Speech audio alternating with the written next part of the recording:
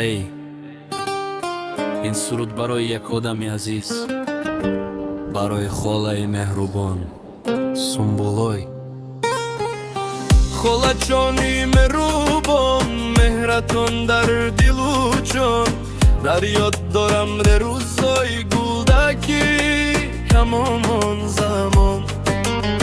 شما مرا کلان کرده مثل گل پروریش، هم میخندیده هم کار میفرمانده با هر یک کارویش.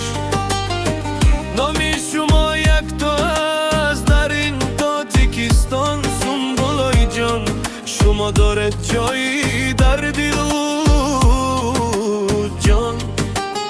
در یاد دارم میگفتید هر زمان، پندی سامونی با تلفن پرتو پول ندارم ای جانم. خالا جان سنبولای محمورای جان، شما در دل من هستید تا ابد مهربان. اما خالا جان یک گپ دارم من نیموز ماند، من هم زندگی کنم یک روز.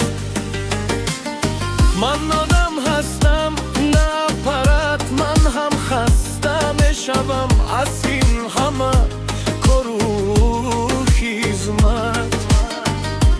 خالا جان شما عزیزت برای من، لیکن کم دم گیرم هر دویمون یک زمان. از خوردی تا امروز در یادم مانده است، خانه شما برای من مثل خانم است. در یک روز دوبار میرفتم نزدی شما، برای کاری ضروری یا حتی به ضرورت همان دا.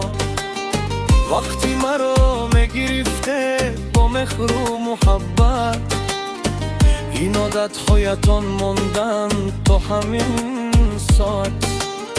من میگویم خالا جان من در کار بستم، شما میگلید با من فرق ندارد بیا نزدم. دختری شما شادی کلان شد امروز، اما من حالا هم در کارهایتان هستم روز بر روز. خالا جان من شما را دوست میدارم، اما کمه آزادی هم میخواهم، میگفتم آرام. خالا جان